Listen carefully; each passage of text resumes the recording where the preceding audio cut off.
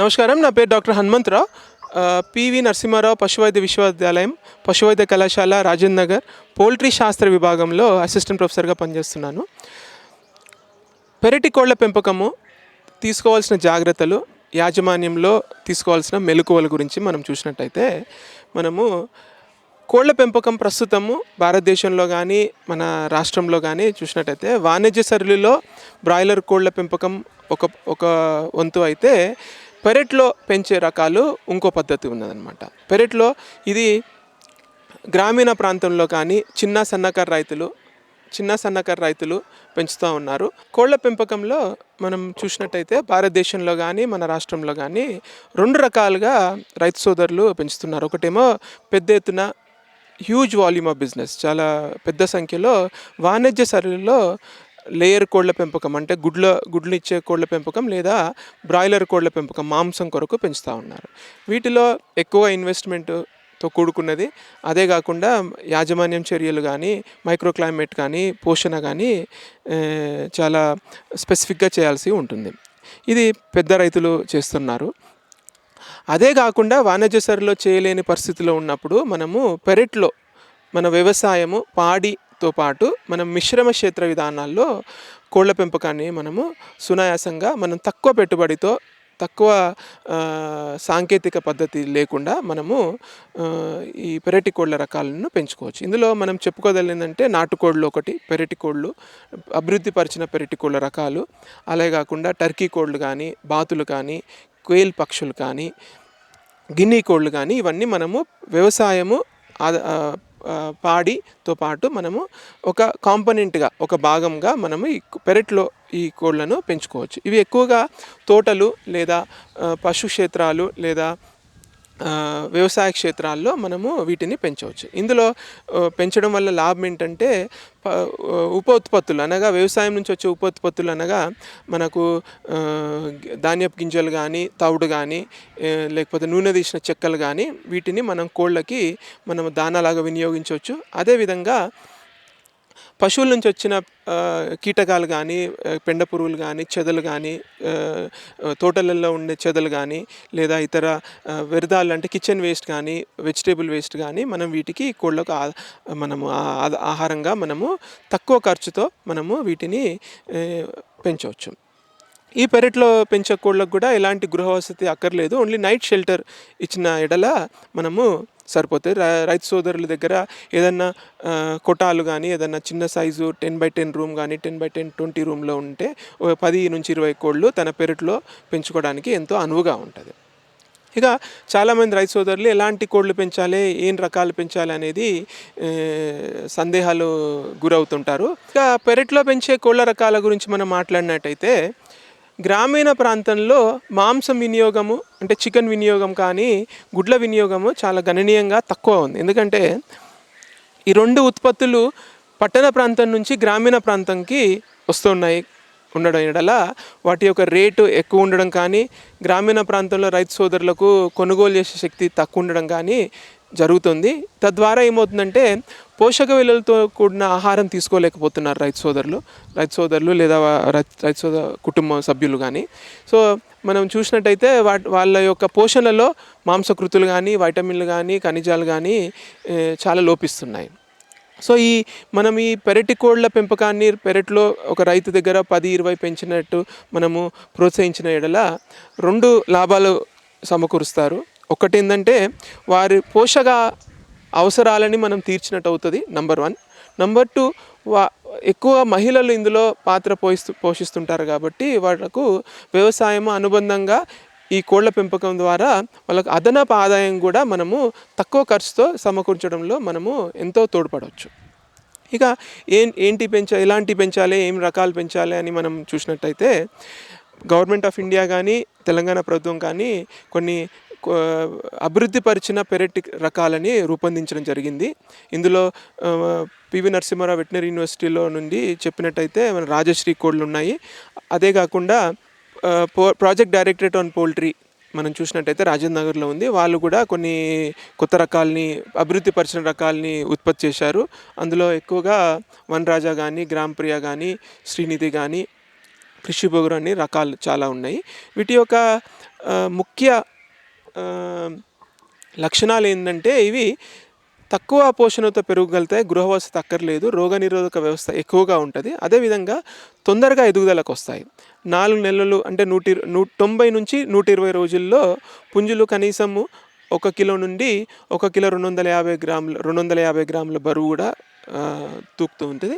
అలాగాక females పెట్టెలు చూసినట్టయితే 150 రోజులలో యుక్త వయసుకు వచ్చేసి గుడ్లు ఉత్పత్తి చేస్తూ ఉంటాయి.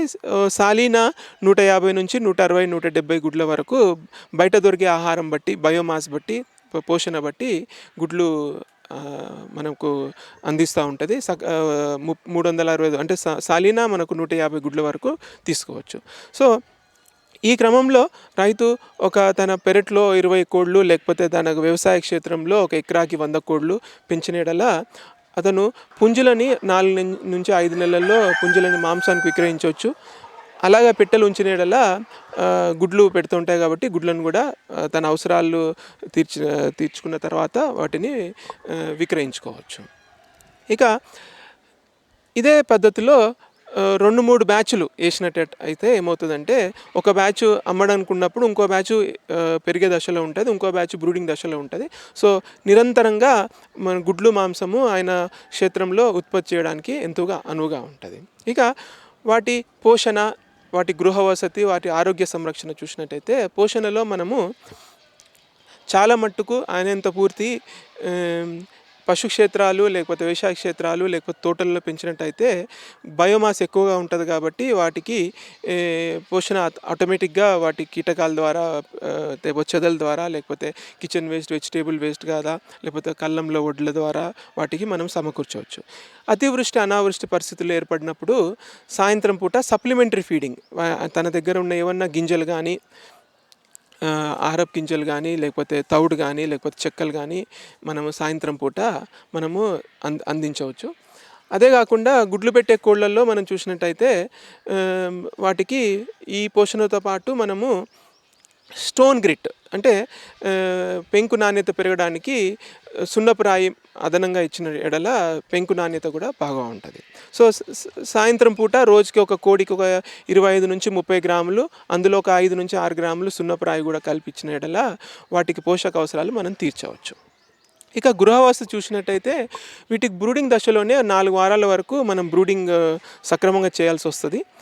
తర్వాత 4 నుంచి 6 వారాలు బరువు కొంచెం 200 గ్రాములు 250 గ్రాములు బరువు తూగిన తర్వాత 6 వారాల్లో మనం బయట పెరట్లో పెంచవచ్చు. కాకపోతే సాయంత్రం పూట వాటికి ఒక గృహవసతి ఏర్పాటు చేయవలసి వస్తుంది. పాముల నుండి లేకపోతే ఇతర జంతువుల నుంచి రక్షించడానికి మనము గృహవసతి ఒక రూమ్లో ఏర్పాటు చేస్తే సరిపోతుంది. ఇక ఆరోగ్య సంరక్షణ చూసినట్టయితే ముఖ్యంగా 2 వ్యాధులు వస్తూ ఉంటుంది. కుక్కర వ్యాధి, మసూచి వ్యాధి అనే 2 వైరల్ వ్యాధులు ఈ కోళ్ళకి ఎక్కువగా బారిన పడుతూ ఉంటాయి. అది కూడా విపరీతమైన వాతావరణ పరిస్థితుల్లో, అంటే తీవ్రమైన ఎండలో ఉన్నప్పుడు, లేకపోతే వర్షాకాలంలో కానీ, చలి అంటే విపరీతమైన క్లైమేట్స్, చలి లేకపోతే ఎక్కువగా వేడి ఉండడం వల్ల వీటికి స్ట్రెస్లోకి వచ్చేసి రోగనిరోధక శక్తి క్షీణించేసి ఈ కుక్కర వ్యాధి, మసూచి వ్యాధికి ఎక్కువగా బారిన పడుతుంటాయి. కాబట్టి ప్రతి 6 నెలలకు ఒక్కసారి ఈ 2 టీకాలు తూచా తప్పకుండా వేయించినట్టయితే మన ఈ వ్యాధుల నుంచి కూడా వాటికి మనము మినహాయించవచ్చు.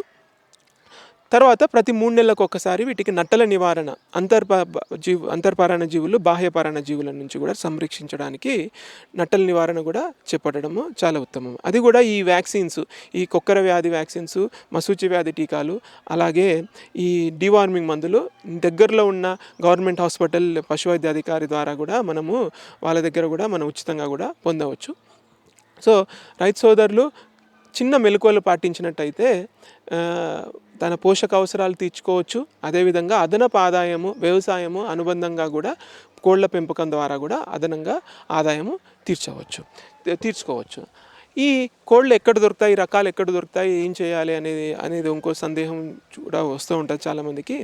ఇవి మీరు ఎక్కడ తీసుకున్నా అభివృద్ధి పరిచిన నాటుకోళ్ళ రకాలు తీసుకున్నట్టయితే ఫాస్ట్ గ్రోయింగ్ ఉంటుంది, అధికంగా ఎక్కువ గుడ్లు ఇస్తాయి. మామూలుగా మన నాటుకోళ్ళ కన్నా ఇవి 50% 100% ఎక్కువ గుడ్లు ఇస్తాయి. అదేవిధంగా రోగనిరోధక శక్తి కూడా ఎక్కువగా ఉంటుంది. అదేవిధంగా ఇవి కలర్ కోళ్ళు కాబట్టి మన నాటుకోళ్ళ లక్షణాలు పోలి ఉంటాయి కాబట్టి మనకు ఇవి రాజేంద్ర నగర్లో పశు వైద్య కళాశాల కానీ, రాజేంద్ర నగర్లోని poultry directorate of poultry research సెంటర్లో కానీ మనం బుక్ చేయడం ద్వారా ఒకరోజు పిల్లలు లేదా 4 వారాల పిల్లలు కూడా మనము తీసుకెళ్ళి మనము పెరట్లో పెంచుకోవడానికి ఎంతో అనువుగా ఉంటుంది. గ్రామీణ ప్రాంతంలో ఎక్కువగా నిరుద్యోగ యువత లేకపోతే హైలీ క్వాలిఫైడ్ చదువుకున్న తర్వాత కూడా స్వయం ఉపాధి చేసుకునే వాళ్ళకు కూడా ఈ నాటుకోళ్ల పెంపకము ఎంతో అనువుగా ఉంటుంది. ఎందుకంటే వీళ్ళు వ్యవసాయము అనుబంధంగా వాళ్ళ దగ్గరున్న వనరులని సక్రమంగా వాడుకోవడం ద్వారా ఈ కోళ్ల పెంపకము తక్కువ ఖర్చుతో పెంచుకోవచ్చు. వీటికి అదనంగా ఆదాయం వస్తుంది కాబట్టి వీటి యాజమాన్యం వాళ్ళు చదువుకున్నారు కాబట్టి వాళ్ళు సులభంగా చేయగలుగుతారు. ఇందులో ఎక్కువ టెక్నాలజీ సాంకేతిక పరంగా ఎలాంటి టెక్నాలజీ లేదు కాబట్టి వాళ్ళు సునాయాసంగా చేసుకోగలుగుతారు. రెండోది ఏంటంటే వీళ్ళకు ఈ నిరుద్యోగ యువతకు అడ్వాంటేజ్ ఏంటంటే వాళ్ళకు నెట్ హెల్ప్ ఉంటుంది, మార్కెట్ అనాలిసిస్ ఉంటుంది కాబట్టి వాళ్ళు మార్కెటింగ్ కూడా ఈజీగా చేసుకోవడానికి ఉంటుంది. వాళ్ళ నుంచి వచ్చే ఉత్పత్తులను కూడా